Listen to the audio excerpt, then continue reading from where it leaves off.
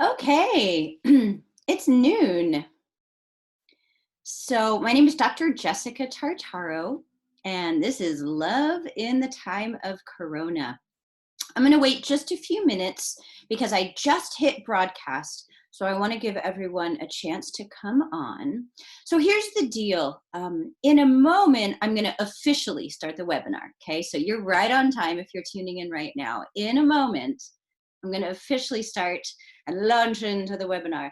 But while we're kind of milling and mingling, this is that part where if we were in person, we'd be settling into our seat or looking around the room, seeing who's here, taking a sip of your water bottle. So while we're settling and mingling here in this virtual classroom, I'd like to invite the people on the call to post in the chat a hello. Okay, so the way that works is on the bottom of Zoom, there's a row of icons, and one of them says chat. And if you click chat, you get a separate window, and it's going to open, and I just did it in mine. Hello, Trinity, good. And I just posted a hello and suggested that everyone introduce yourselves, okay? So you might have seen it pop up when I just hit enter. It's in that window that I suggest that you say hi. You don't have to, but you're welcome to let me know you're here. Maybe let me know how you're feeling. Hello, Rossi, welcome. This is gonna be me talking to you. Mimi, welcome. And say where you're from.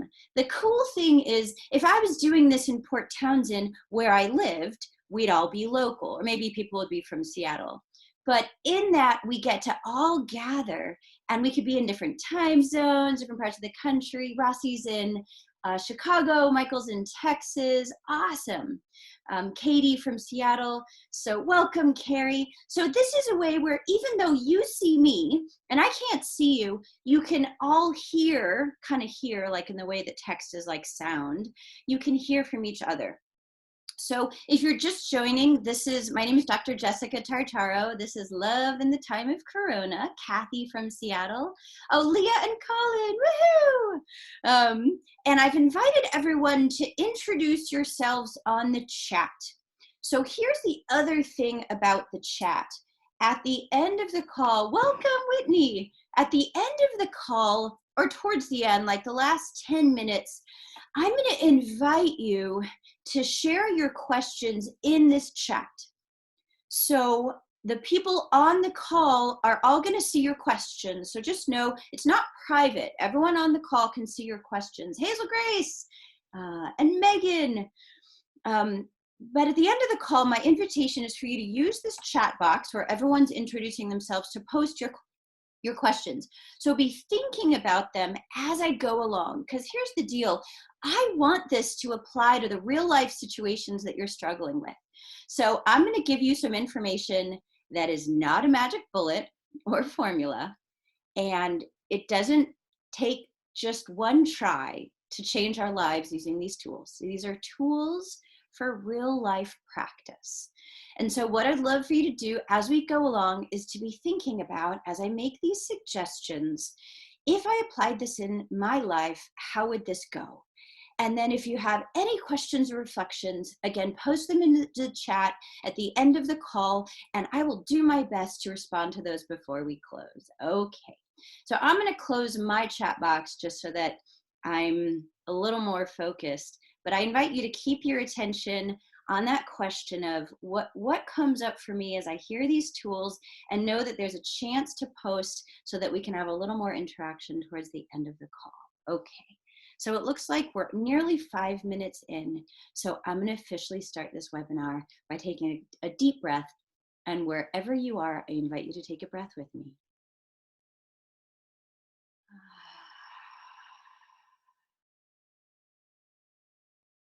My name is Dr. Jessica Tartaro.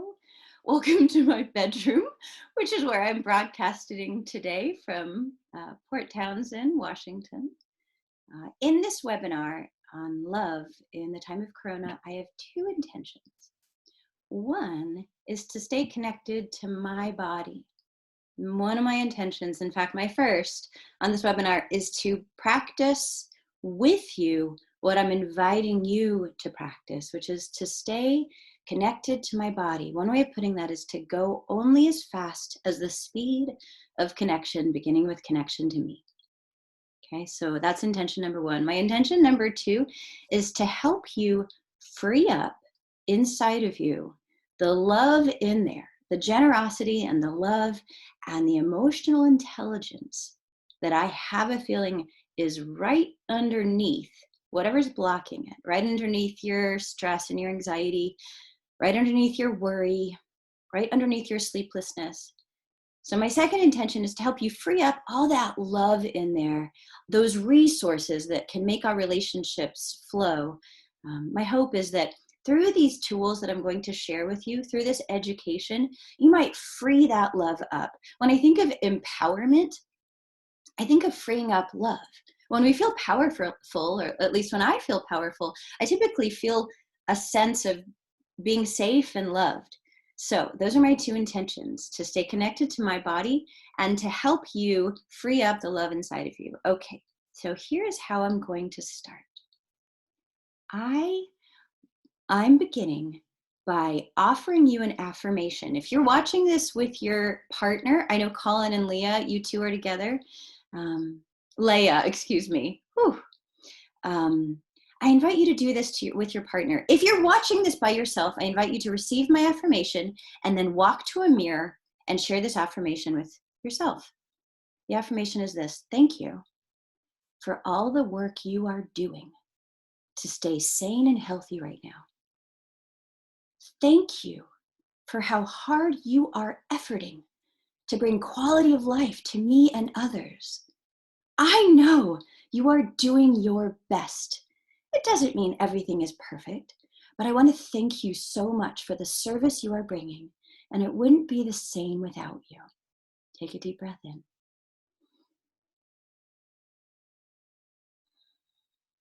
So I'm going to pause for 30 seconds.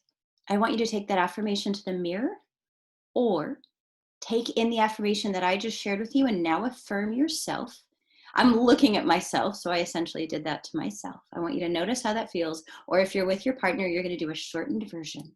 Thank you for working so hard in this difficult time. We're going to take a pause.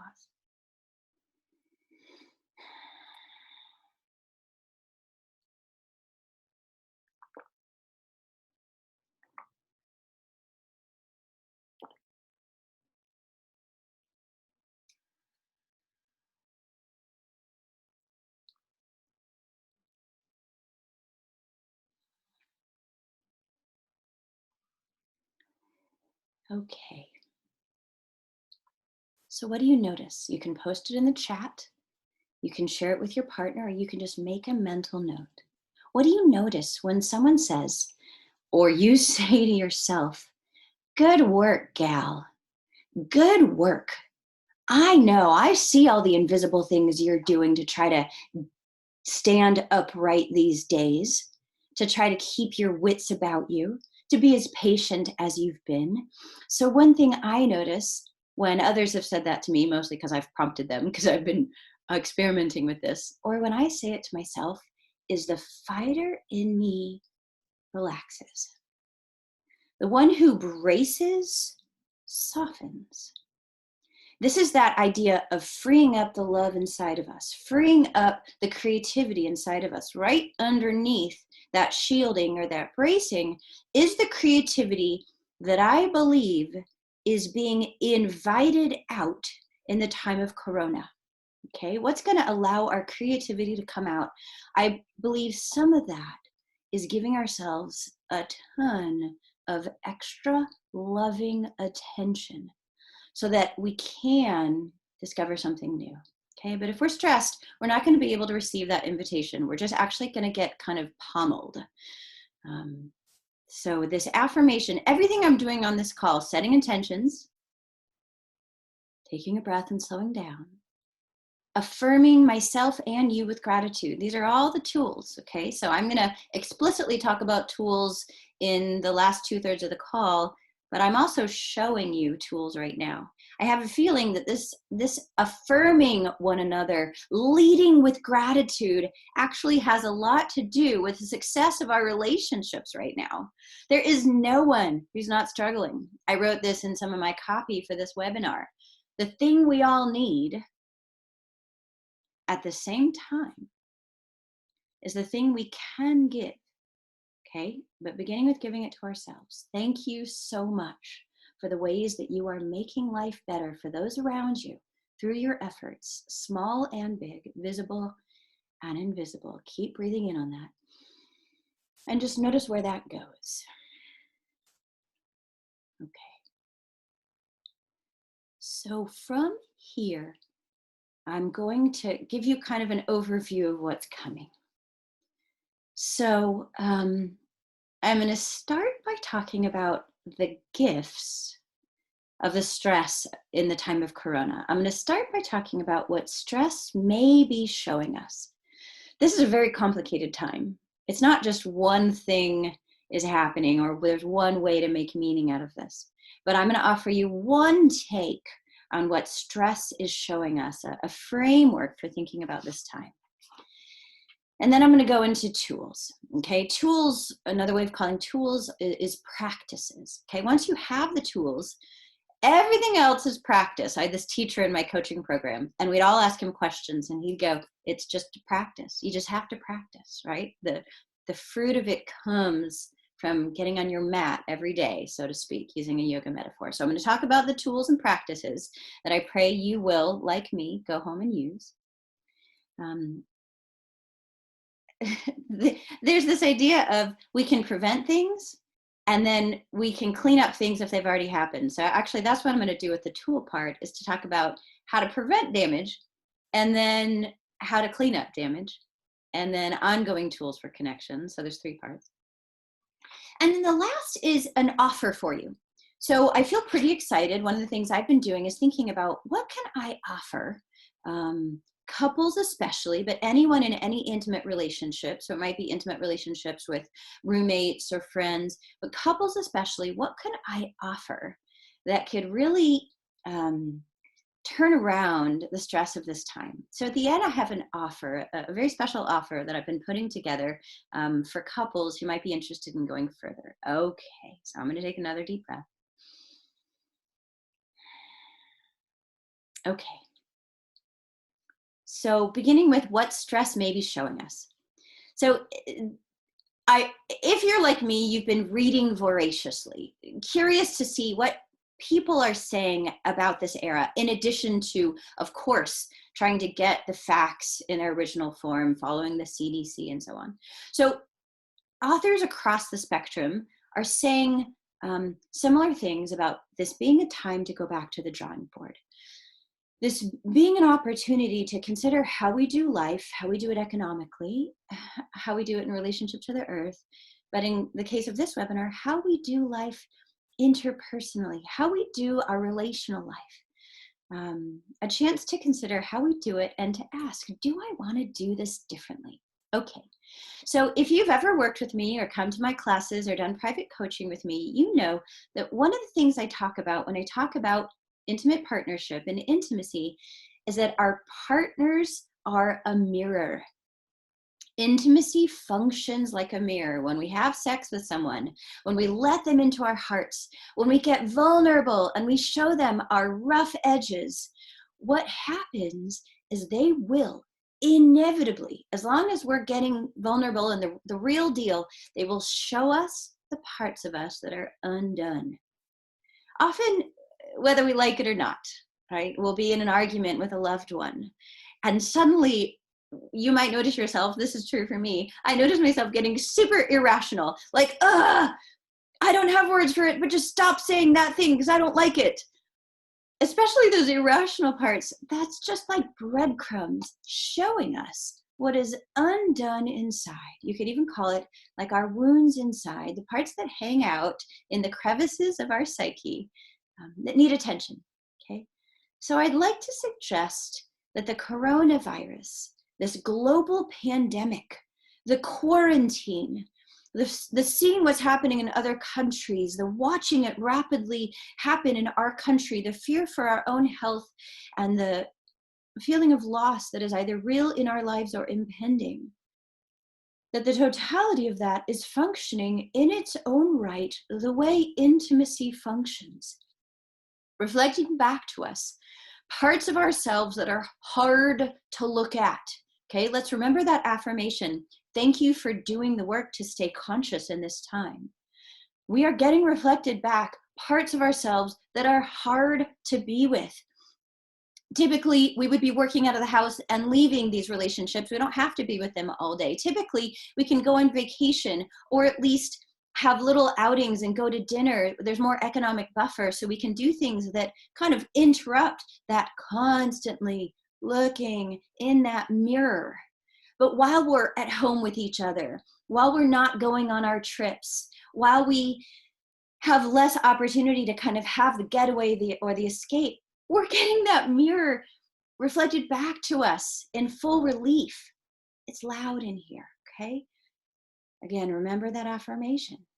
So where we can offer softness and gratitude for what is being reflected back to us at large in the time of Corona, and then specifically concentrated through our relationships, where we can have gratitude and softness, that's where we can mine the potential to be other than who we've always been. It takes a lot of compassion for ourselves. Actually, it really takes empathy for ourselves. It takes a lot of being with ourselves. But I believe it's possible. I also believe it's a really good time to get extra support. So I want to appreciate the 24 or so of you who are on this call, and 36 or so who registered, who will get the video afterward, who are going to watch this afterward. I want to appreciate you for reaching out and getting help. Because the more we have help, the more we can balance out the challenge. The creative part, the gems, the learning, what I called when I was in academia and graduate school, the post-traumatic growth, the growth through stress. That's going to come when we balance out the support with the stress. Okay, if we have a lot of support and not much stress, we can get a little sleepy or bored, right? We're kind of like just hanging out in our comfort zone. But if we have so much stress and not enough ground, damage happens. Okay, we're more likely to lash out. We're more likely to disconnect. We're more likely to create injury in ourselves and others. So we want to balance out the support so that everything getting reflected to us that our psyches protect away from on the easier days, so that all of that can actually help chisel us into the next version of ourselves. Okay, that's the vision I want you to hold with me. It's not easy. Psychological work, putting attention on the parts of us that we wish to distract away from, is a hero's journey. My partner is working in one of the essential services, and he recently got a pay raise, and it's hero's pay. I think they're calling it hero pay. But I want to suggest that we're all heroes and heroines right now. And your willingness to look at yourself, in my world, it has you, is a heroic act. So again, continuing to offer that gratitude to yourself, or if you're with your partner, just do a little wink at each other like, hey, I see you. I see how hard you're working, okay? We're trying to balance out the support with the stress, and that's what's going to yield the possibility that all the vulnerability that we're getting reflected back to ourselves right now can birth into the gifts, into the greater range, into the more generous version of ourselves, into someone who actually really can help the world right now at a time when the world needs all the helpers on deck, okay? And that's every one of us. I teach leadership. I teach a whole leadership program. And my invitation in that program is we're all leaders. We're all latent leaders, okay? It's all about how we see it. So leading from any position has a lot to do with your ability to notice yourself with compassion so that you can source the best parts of yourself. Okay. So I think it takes diligence and determination. I invite you to consider that there's every button that's getting pushed right now is breadcrumbs back into the parts of yourself that just need a little more support in order to blossom into the next great version of you. All right, let's take another breath. So I'm going to notice my body, and I invite you to notice yours. My throat is so dry, so I'm going to pause and take a sip of water.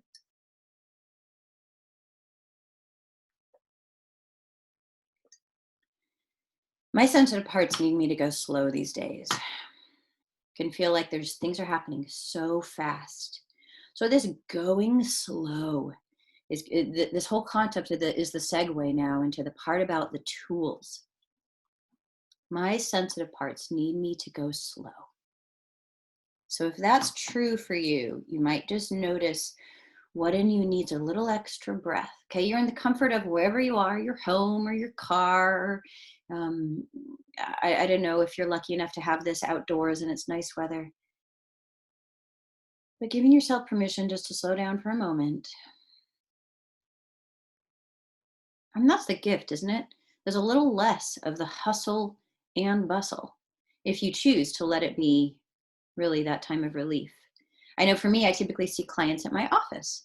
So I get in my car, it's a 20 or so minute drive to my office in Port Townsend, and I park and I go up the stairs and so on. I'm in my yoga pants on the bottom and my cozy house socks.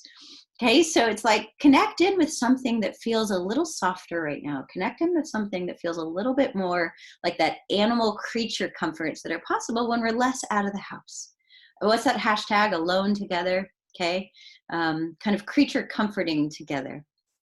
All right. So I'm going to move into the part on tools. And I'm not going to send any kind of written follow-up, so you might want to take notes. But you're going to get this whole webinar. If you sign up for the webinar and you're on this, you're going to get this whole webinar sent to you. So know this will also be in a recorded form. Okay. So I want to start with what not to do. And let me just say, all these things I have done. Okay, I try to be the kind of coach who's not going to say, oh, I have it all mastered. You can learn from me because I never stoop into these, very human moments. No, not at all. I've done all these things. That's how I know what not to do. Okay, so the first one is to speak to your beloved, your friends, or your co-workers, if you're on Zoom calls with people and working during the day, and certainly your partners, with charge. Okay, so we're all going to have feelings right now. There's tons of feelings. What is it? Anxiety and fear are big. Frustration and anger, sadness. Okay, what we want to not do is to fuel up our words with all those feelings. Okay, so an example of speaking with charge. How could you? What were you thinking? That was ridiculous. Okay, it's just so easy to hear the charge in that, right? I'm dialing it up only just a little bit. Okay, if we can bleed out the charge, it's like bleeding out the poison and still say the thing, the people in our lives can get to know us. Okay, what happens when we speak with charge is that the other person's defenses go up, that shield, that thing that sits right on top of love, and they can't hear us. And I know, I don't know about you, but when I'm in, any kind of tense situation, it's really important to me to feel heard. So if we speak with charge, we get in our own way. Okay, so I can say, when you did that thing, I noticed feeling really frustrated. When you spoke to me that way, I noticed wanting to pull away. I'm noticing right now feeling gratitude for feeling more connected to you, because yesterday when we were talking, I felt disconnected from you. Okay, so I'm really grounding in my body all the feelings, and what that means is I have to feel the feelings more. Okay, we'll get to that in a moment. But what not to do, speak with charge. Okay, the antidote is to give ourselves attention. What not to do, number 2, to blame and lash out. This is so common and so seductive as in it's so tempting to blame someone else for feeling crappy. But you did this thing. If only you didn't do that thing, I wouldn't feel this way. Saying your partner's name like, my partner's name is Rich, like, Rich, like being so mad at the other person. It's a telltale sign that you're in pain. But what happens when it's like a whip that we're lashing out to others, is we're actually missing the gift that the feelings are giving us back in here. So I'm like leaning back when I say that. That blaming or lashing out is a looking outside of myself for someone to take away the big feelings. We're all feeling them. The best thing we can do is be allies to each other by not putting our feelings on someone else, okay? So I'm gonna suggest, and this is a bigger topic, but the antidote to blaming and lashing is grieving, is coming back here and going, I'm so sad. I'm so overwhelmed. I don't know what to do right now. Okay, the breakdown that can come from that is going to be this incredible flood back into your heart. Okay, so what not to do first, speak with charge. The antidote is to give ourselves loving attention. 2, what not to do, blame or lash. The antidote is to grieve. Number 3, what not to do, go into hyper processing marathon. Okay, I've worked with, you know who you are, I've worked with these clients, and I have this tendency myself. So processing is not like connecting. We think processing is connecting, and I think when the field of psychology began, like the predecessors to my generation of coaches and therapists and psychologists, had it be that connection was more heady. So to process is to be like, well, you did this and I said this and then I said this and you thought this, but it meant this to me. You know that feeling where you're kind of spinning and you get a little foggy? When you've got that foggy feeling and you can't feel your body at all, you're on a processing marathon. Don't do that. Okay? It's going to get you so far away from your heart. And our creativity, our generosity, our inspiration, our ability to hear the bigger messages, our spirituality comes through our bodies, actually, because our heart and our bodies, when I say that, it's synonymous. So we want to get away from what's going to dissociate us away. Okay, so dissociate is to kind of check out. So the antidote to processing is to feel your body. Okay, right now, feel one thing in your body. I feel my fingertips are chilly and my toes are chilly, actually. Feel one thing in your body. Just, you can say it out loud if you're with someone. You can say it out loud if you're not with someone. Oh, I talk to myself all the time. It's so good for you.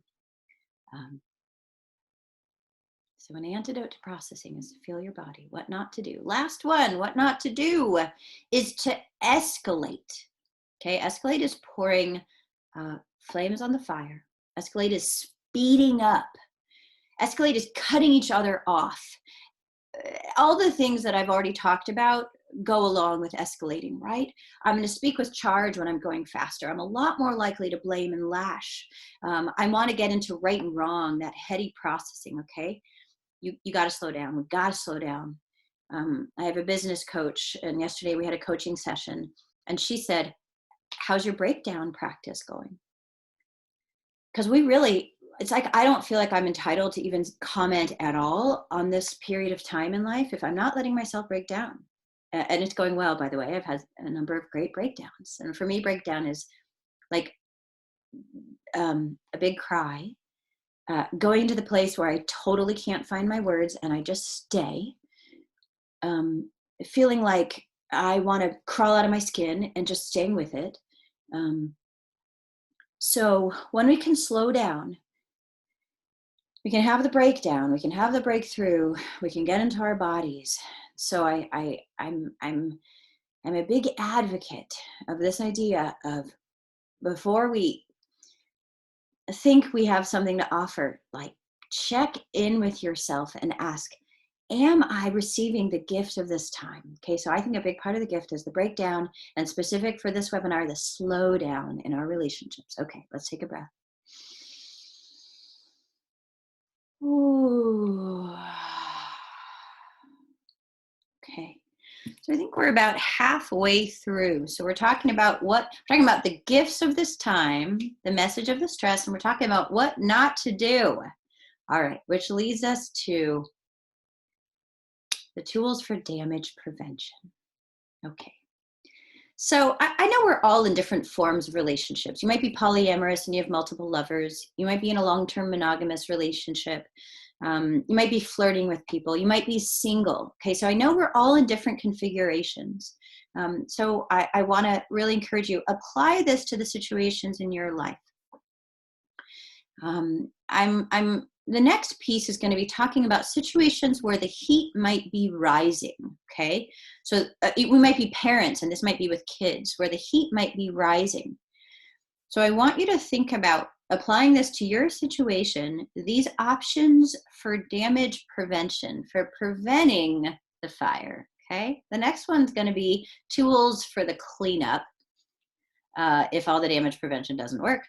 But hopefully we can do the preventative measures, okay, the preventative medicine. So number one is the timeout, walk away, call yellow or red.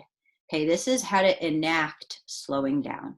So all of this begins and ends with having a relationship with yourself.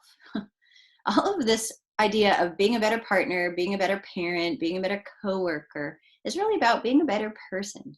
Okay. In order to apply any of these tools, you have to have a relationship with yourself, which means you got to have a space in your life where you're listening inside. Because as long as you have that space, you're going to notice when you're going into attack mode, or you're going to notice when you're heating up. Okay. So for me, my jaw tightens. It almost is like I can hear the blood ratcheting up. It's like a rumbling inside. So when you notice that, one option, people who coach with me know this option. You can say to your partner, yellow, I need to slow down. Or you can say red, I need to walk away. I'll be back in 5 minutes. Okay. These walk away, timeout, slow down practices, like a traffic light, yellow or red, changing the pace, can be life-saving. Because the thing that's going to come out of your mouth if you don't slow down is probably going to hurt them. It's one of those things not to do. The lashing out, the attacking and the judging and the heady and la la la la la. All this stuff that, like, it's the last thing we want to do to each other right now. Remember the affirmation. We're all working so hard. Okay, we want to cut each other a lot of slack. So you cook up, you see yourself cooking up, you walk out of that room. Just walk out. Okay, be a good ally to your people. This next one is fun. Okay, so imagine you're like, oh, you're so frustrated and you know you should be walking out of the room, but you just can't get your legs to move. Another option is to turn to your partner and keep the charge, but stop speaking in English and try something like this.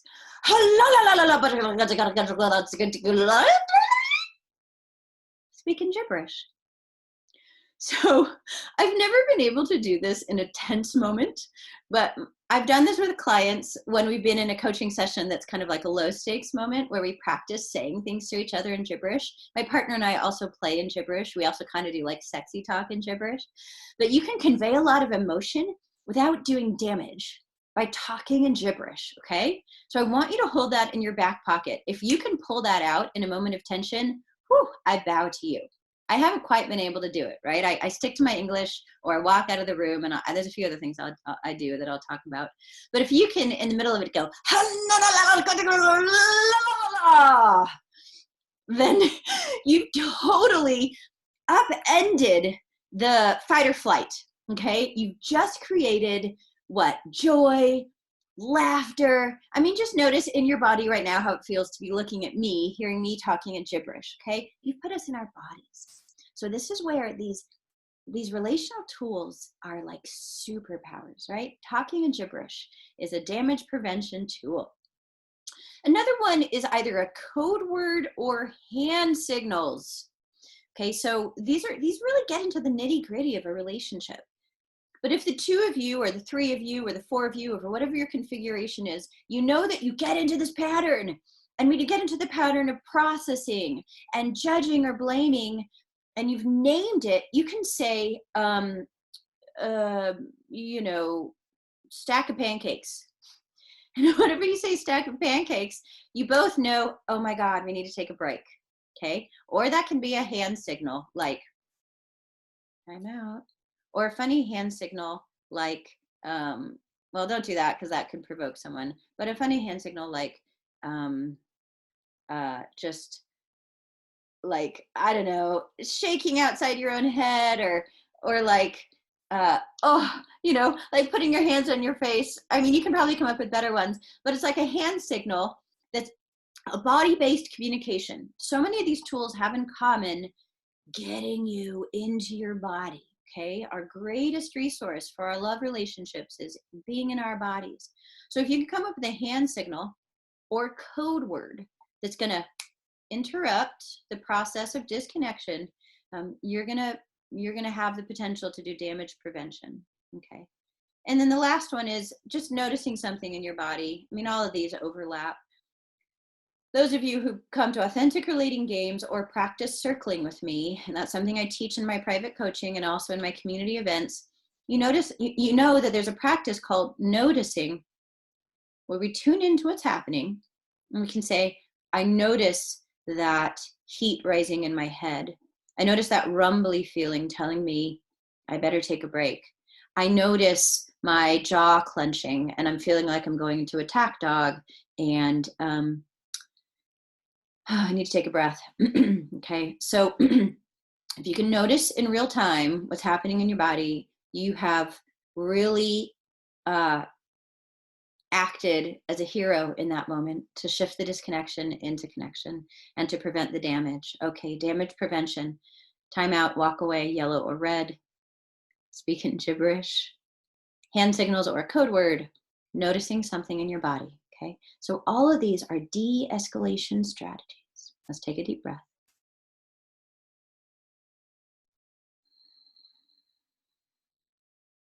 So just notice right now where your thoughts are going. If you checked out, that's totally fine. It's really totally fine. I mean, we all check out. I check out. I'm checking out inside of my own webinar. In a way, I'm leaping ahead to like what's coming. But just see if you can notice something in your body. Try it right now. Okay, we're not talking about life outside of this moment. We're talking about every single solitary moment.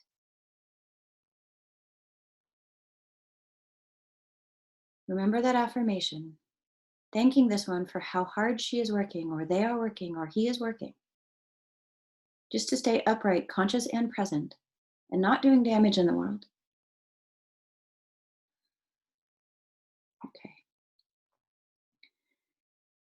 So moving on. And that last section was tools to prevent damage. This next section is, I fucked up. I hurt your feelings. I blew up. I wasn't able to prevent the damage. I said something I wish I hadn't said. So now what do we do? Okay. One of my mentors when I was in intimacy coaching said to me, it's not if we fuck up. It's not if we mess up. It's what we do when we do. It's really how we clean it up. Okay. I mean, this is where we get a big, create a big birth of permission for our humanity.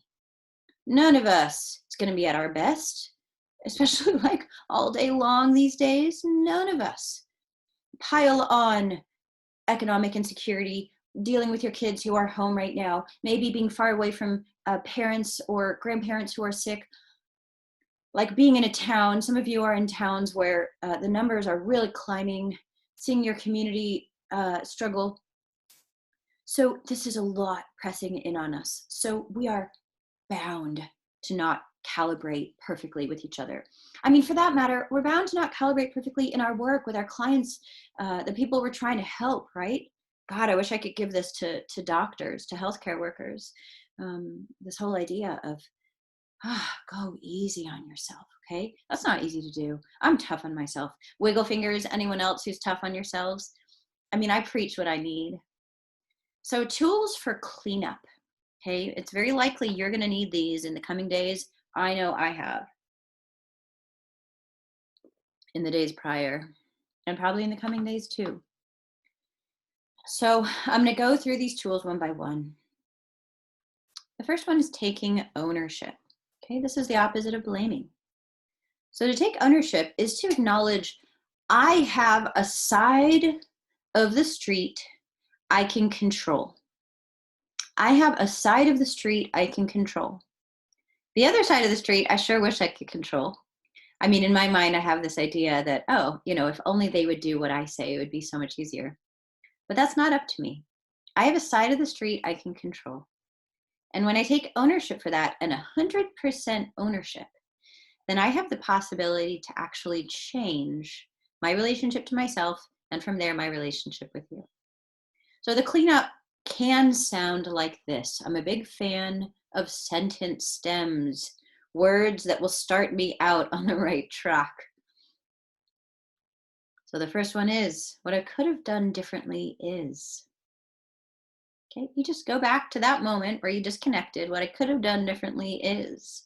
I recently, in front of my partner's parents, we spent a lot of time with his parents this past week.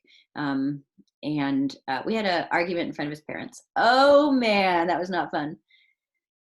And after the fact, I said to him, what I could have done differently is let you know that I was having a really tough time all the way up to that moment. He didn't know that I was struggling with the thing that had been going on. I hadn't told him. I was just privately suffering. So then he didn't know that I needed extra support. What I could have done differently is this, okay? What I could have given you more of is this. You see, I'm taking full responsibility. I could have set him up better. What I could have given you more of is this. And then this last one is kind of beginning to get at more the relational part of like how we can teach our partners, our friends, our coworkers, and so on, our colleagues, how we can teach them to be supports to us. What I needed more of from you was.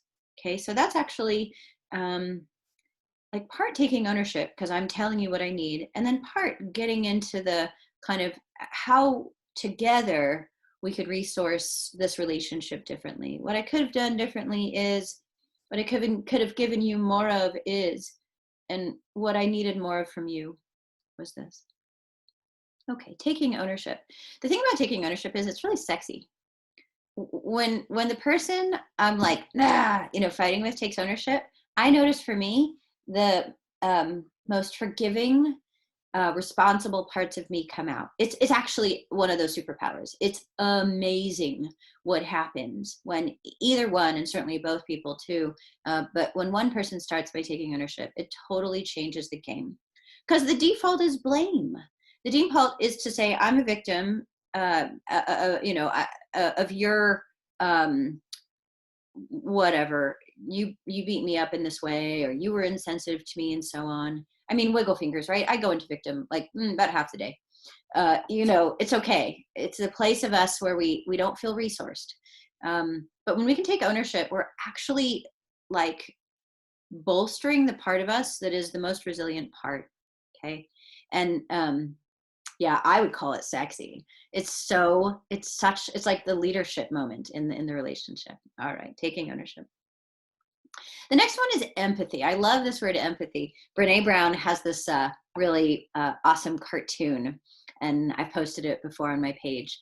But she says, sympathy is looking down at the person stuck in the hole and going, hey, must be hard down there. Looks cold.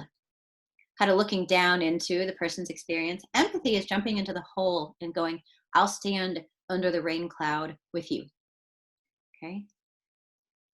So sentence stems for sharing empathy.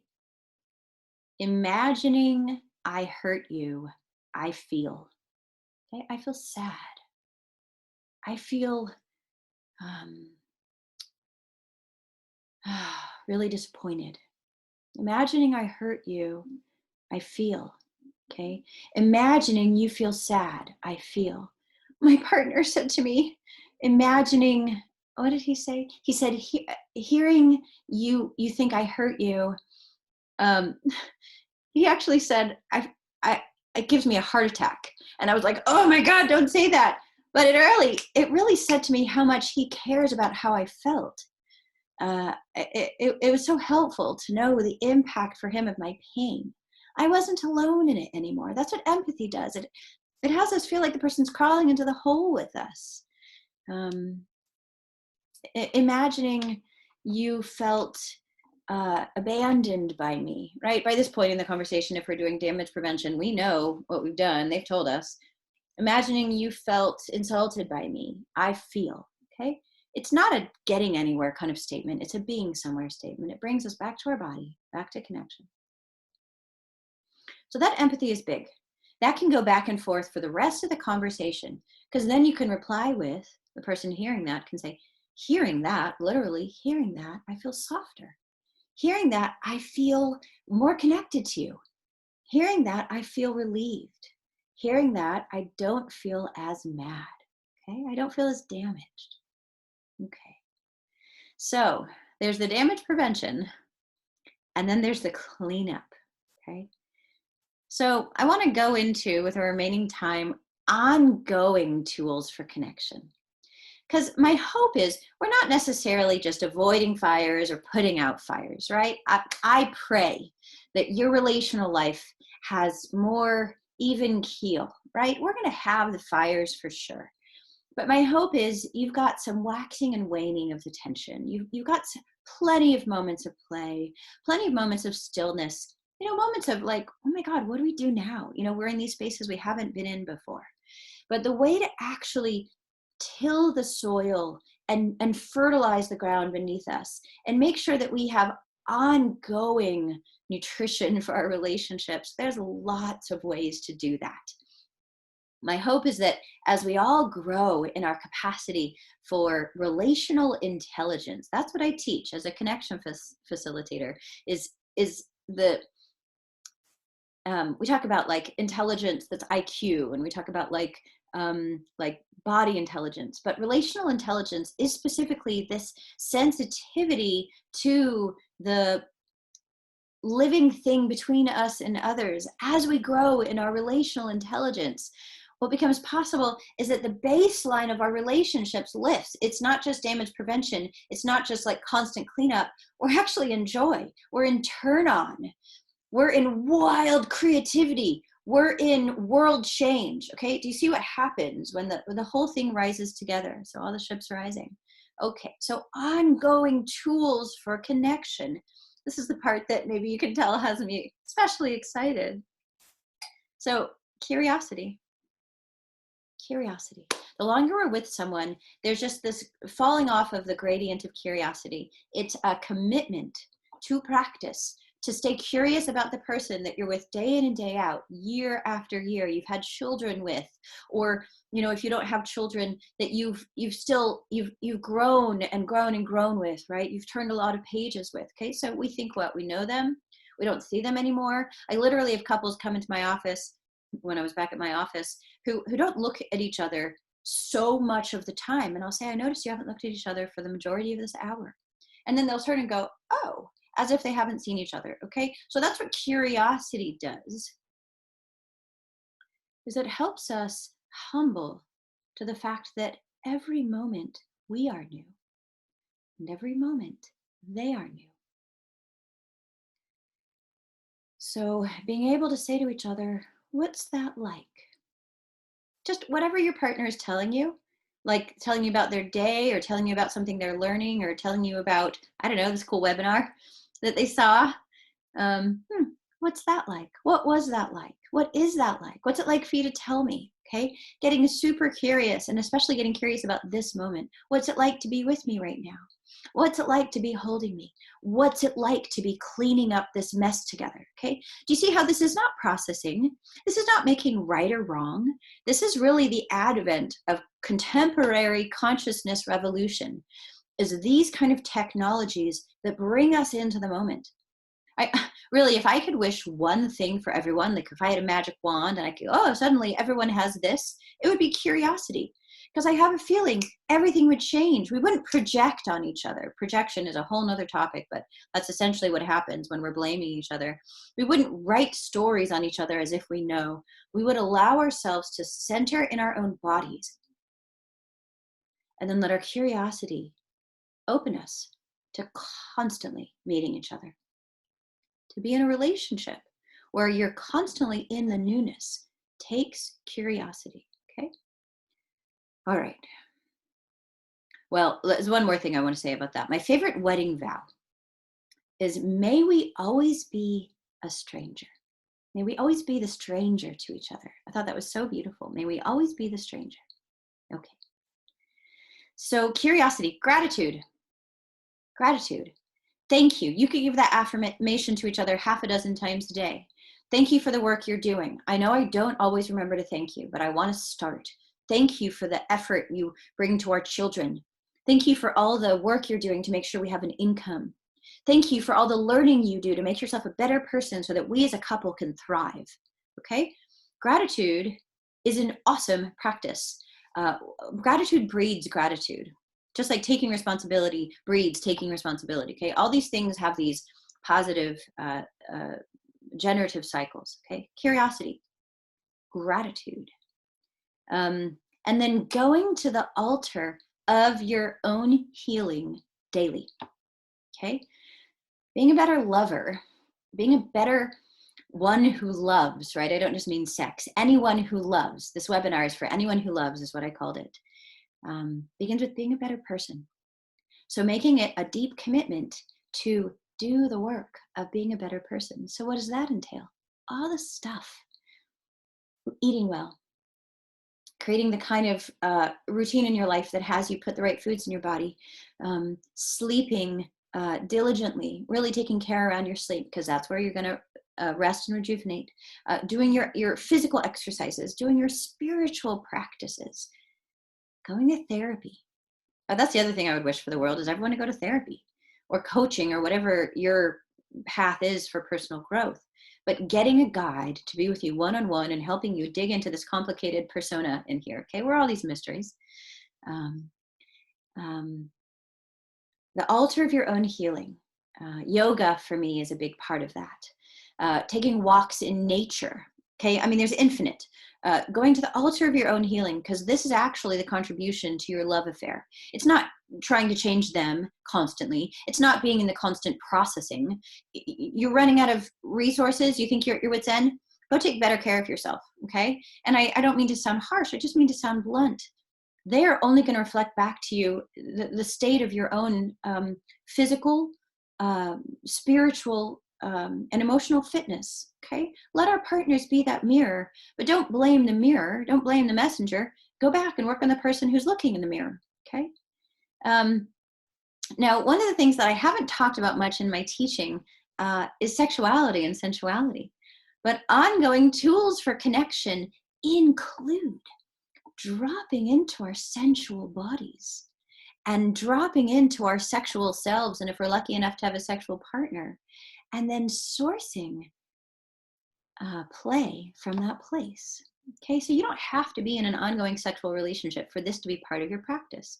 This can include creating a decadent meal for yourself, lighting a candle, playing the music that you love, and actually dropping into your body and your five senses. Oh, there's a great, I read this great piece today on creating like a box, like a little kind of shoebox, and this can be for kids too, where you have something for each of your five senses. Taste, smell, hearing, touch, sight. And if you're in a love affair, and if you're lucky enough to have a partner at home, doing the kind of gentle, slow touch practices that aren't about getting anywhere. This is called, one thing I teach, touch without agenda. That will drop you to your animal body, to your animal turn on. Okay, turn on can be sexual, turn on can be inspirational, doesn't have to be sexual, but in this case, I mean turn on into your sexual self. And when we get into our sexual selves, we are in the moment. And when we are in our sexual selves in the moment, we then remember all the other resources that we have in here, our playfulness, our generosity, our excitement, our surrender, our humility, okay? So one of the things that I'm going to offer at the tail end of the call, which I know is soon, is a package for couples to jumpstart your intimacy, as in your intimacy in the bedroom. So it's a jumpstart for your intimacy in the bedroom. Because I think that actually is an awesomely untapped ally that we have right now for love in the time of Corona, is really putting more attention on the healing, generative, life-giving power of our sensuality and our sexuality. Okay, So we, my friends, are in the last 5 minutes of the webinar. And I want to appreciate you if you've stayed on this long. Thank you for playing. This is the part where if you have any specific questions, and I already got some questions, I tried to address some of them as we were going, but if you have any specific questions, I invite you to post them in the chat. So I'm going to post in the chat right now so you see where it is, and remember that should have just popped up on your screen. So if you have any specific questions or comments, okay, anything that really stood out for you, I invite you to post that here. And I'm going to start by responding to some of the questions I've already gotten. But if you have anything specific, like something coming up in your relationship, I welcome you to post it. Or I think it's possible if you want to come on as it live, I can also get you on and you can ask your questions. So you just have to tell me you want to come on live. So we have just a few minutes left. So one of the questions I got was how to deal with defensiveness. Anyone else noticing a tendency to be defensive? Defensive is like, you don't know what it's like to be me. It's like that self-protection that I've talked about much of the time so far in this webinar.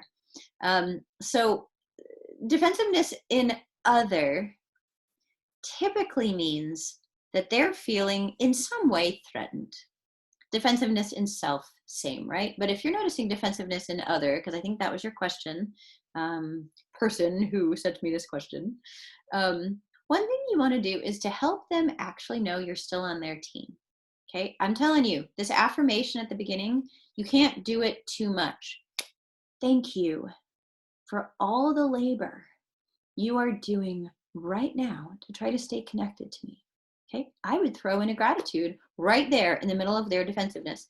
Because the thing is, the more you actually like try to fix the problem or solve the problem or tell them what's wrong with them, the more they're going to get defensive, and rightfully so. Okay, it's no one's fault, but this translates as attack, and our sensitive bodies need a sense of safety right now.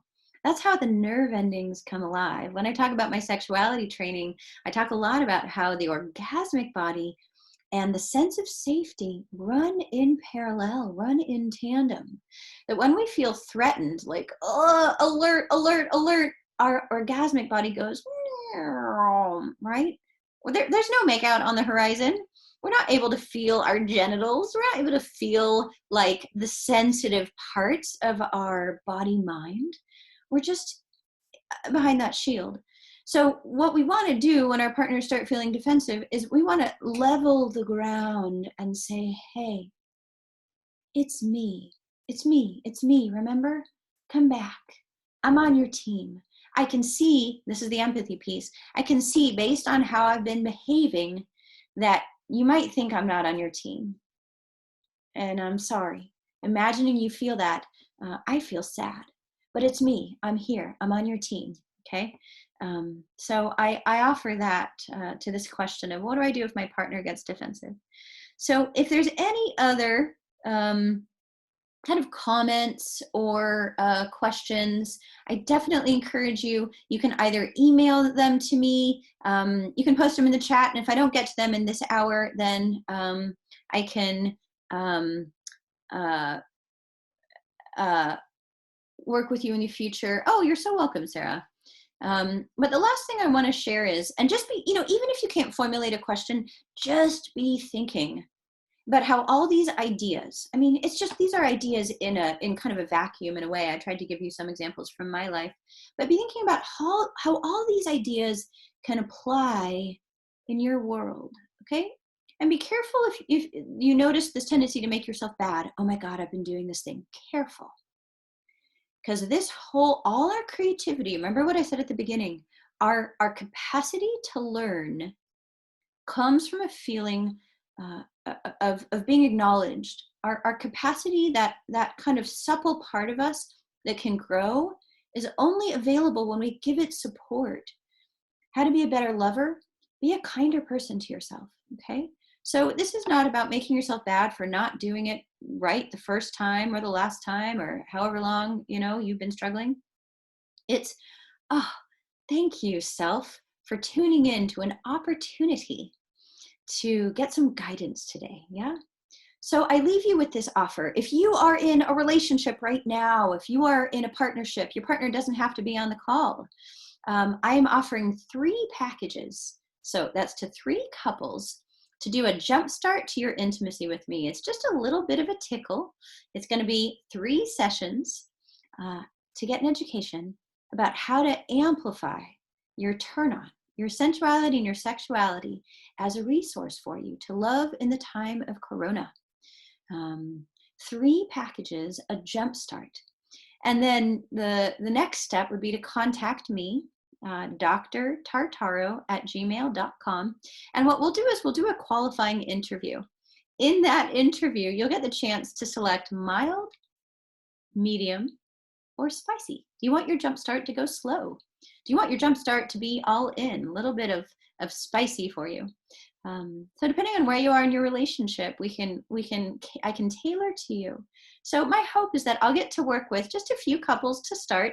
And this is kind of a pilot, so I'm offering a big discount. It's about 1/3 off right now.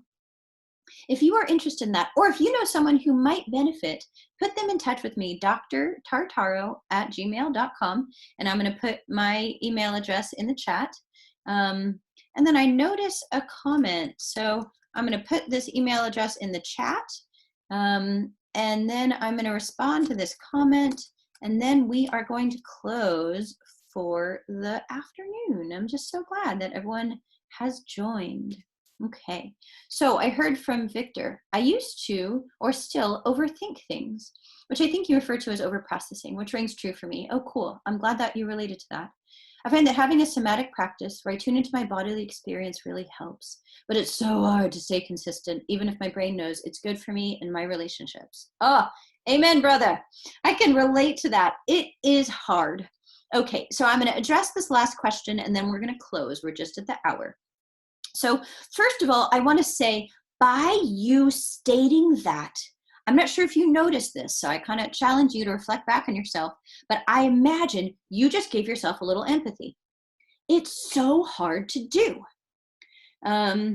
especially the hotter we are in the moment, right? That's why damage prevention, those kind of de-escalation strategies are so important, because the more escalated we are, the less we have access to the things that'll get us back in our bodies, okay? So let's cut each other a lot of slack, and when you name that it's hard already, we can begin to give that generosity to ourselves. Okay, so that said, I think you might have just found a tool for yourself right there. So I don't know if you're in a partnership, or maybe it's with friends you're talking about, but you might be able to say at any given moment, this is really hard. Okay, I would just say that very thing. Let that be the interrupter or the speed bump. This is really hard. And then what flows from that? I notice, and then notice what's happening. I notice wanting to go into my head. I notice wanting to tell you you're wrong. I notice wanting to be right. And then finding something in your body, right? Then that all those tools that I talked about become available to you. But I would just, if that rings as helpful for you, Victor, I would consider that as your interrupter. Anything that grounds you in the now, that gets you into a relationship back into yourself. Okay, so everyone can find their version of that. Yes, you're very welcome. I hope that was helpful. So we're going to close here. All right, if you are interested in the potential to get some jump start for your relationship with your beloved, with your sensual or sexual partner, and I know that's not everyone on this webinar, but if that is you, then I encourage you to contact me at drtartaro@gmail.com. I'll be on email sending out the video for this webinar. And if you have any other questions, you can also email me. But especially if you are interested in that package, please contact me. I'd love to share these tools that I've been collecting over my years of being a couples therapist. I've spent a lot of time really thinking about what works and seeing what works and what doesn't work. So please be in touch. Thank you so much for tuning in wherever you are and however the context of your relational life is looking these days. I pray that you may keep working at freeing up the love that lives in there for yourself so as to help you mine the gifts of this time, love in the time of Corona, and find the next beautiful, generous version of yourself from which to relate to the people in your life and our world. All right, friends, many blessings. Bye for now.